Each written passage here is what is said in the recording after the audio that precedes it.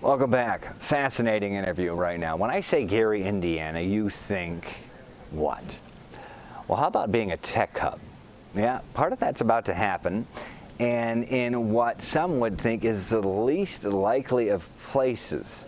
Joining us now is the mayor of Gary, Indiana, Mayor Prince, to discuss more on this development. Thank you, Mayor Prince, for joining us. We appreciate your time. Brad, thank you, and certainly to your viewing audience also. It's a great opportunity for a city. It is. First things first, it's about the what, the tech investment, but really let's start out with the where. The once magnificent Gary Union Station, built in 1910, a real architectural achievement, long abandoned. You know, you of course can see its ruins from the tollway if you drive by it. This will be the location of the development. Let's talk about that first, the where. Union Station, alive once again. This has got to be thrilling. It is, and so, you know, in a selfless attempt to put a plug in for the city, I think the most significant part about the where is that it's in Gary, Indiana, and this is, you know, in some instances, probably the last place that a development like this, some people would think anyway, would occur.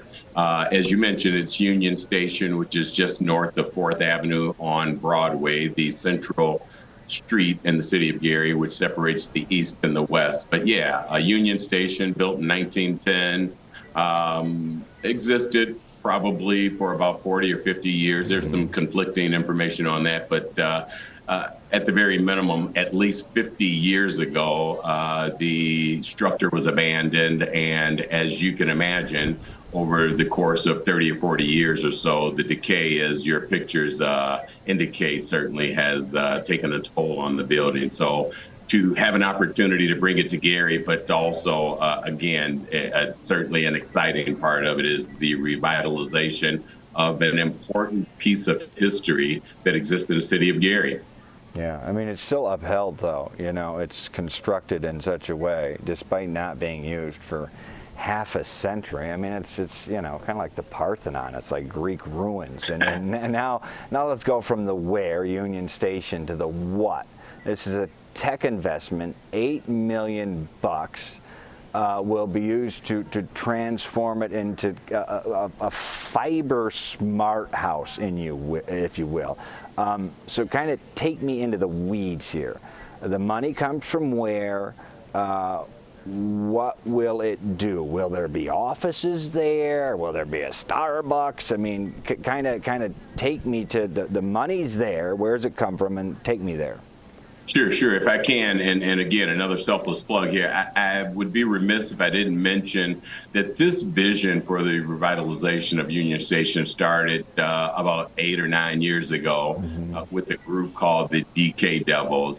Tyrell Anderson, Lori Gonzalez, and Andrea Ledbetter certainly are the three that come to mind. Those folks are still committed to the success of this building, but they certainly haven't been able to put together all the necessary resources. As you mentioned, the renovation and the fiber initiative, $8 million certainly going towards the renovation. And so in terms of the resources that are used, some time ago, the city of Gary, with the help of the city council, appropriated $5 million for broadband efforts. Conversation certainly continued, and we discovered that a better use or a better opportunity would be to connect to not only broadband, but the fiber aspect of it. And as you know, fiber and broadband, very similar in that they both deliver internet services, but the difference is fiber uses cable versus general broadband using wireless service. And so 1 million of the 5 million that the city set aside for broadband connection to enhance the connection across the city, 1 million of it will be used for the renovation of this particular station, again, with an eye towards the overall broadband efforts. The additional 7 million will be a combination of private investment, some federal and state resources. And for the city, again, a tremendous opportunity to take $1 million and leverage it and realize an $8 million investment in a great project that's going to not only enhance or create better connectivity for its residents and businesses, but we believe that this is the key to the future of the city as we continue to attract new and more technologically relative businesses. Yeah, so this will be like a tech hub. This will be a place where people go, though, too, right? I mean, you're going to have. I mean, I hate to say you got to have coffee there. These kids and their coffees, right? And their coffee. I mean, right? It's going to be a place together. I'm sure you'll be able to get a cup of coffee, even if I have to come over and make it for you. But the point is that, yes, there will be community space as well as a complete fiber operation, if you will. I'm not the most technologically savvy guy, but over the last 3.5 years with, again, the help of a number of folks, Tom Dockich comes to mind, just an incredible person in the community, and certainly has his finger on the pulse of what the future of broadband and connectivity looks like. So this is really going to happen. I mean, this isn't going to be one of those things we talk about with like Mayor Rahm Emanuel talking about some speed train to O'Hare with Elon Musk one day, and then that has poof gone away. The money's there. It's going to happen, and you've already have an opening date post haste fairly quickly, correct? Well, there's a groundbreaking certainly tomorrow, which is going to be pretty exciting. We're expecting at least almost 200 people, including the lieutenant governor, some other elected officials, both state, local, and perhaps even federal. The point is everyone recognizes the importance of this. They certainly recognize the importance of fiber connectivity. And to answer your question in one short answer, yes. This is going to happen. Yeah, it's happening now. When I saw the names listed on who is attending tomorrow, luminaries, dignitaries in Indiana, not that many important politicians would have their picture taken at something that wasn't going to happen. Absolutely. Mayor Jerome Prince, you got into office in 2020. Your term ends at the end of the year. One-termer, defeated, tough re-election campaign, so you're going to be one term now. Gary's got a long way to go. This tech initiative is one step. What other initiatives, priorities still need tending to? Here, you knock out two birds with one stone. Rebuild a relic, make it about tech. Give me a wish list for you. This you're mayor now, but it's not your first rodeo in politics. You've been in the game a long time. A little bit. What do you see if you were to have your druthers and your wishes come true? Who needs to go? What needs to happen to make more things like this happen?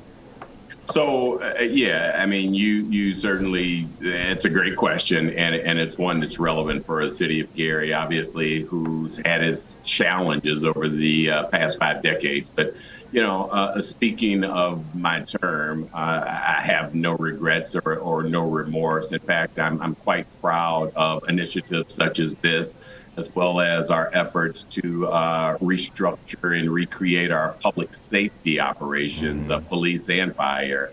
I think that Gary is certainly well positioned for successes in the future.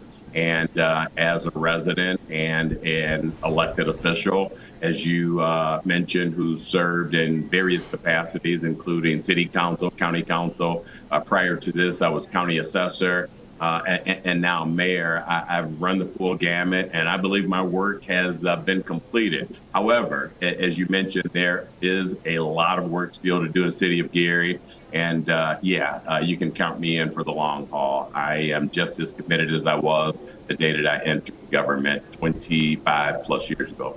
Do you think restructuring the apparatus in the ways you did worked against you in an effort to win re-election?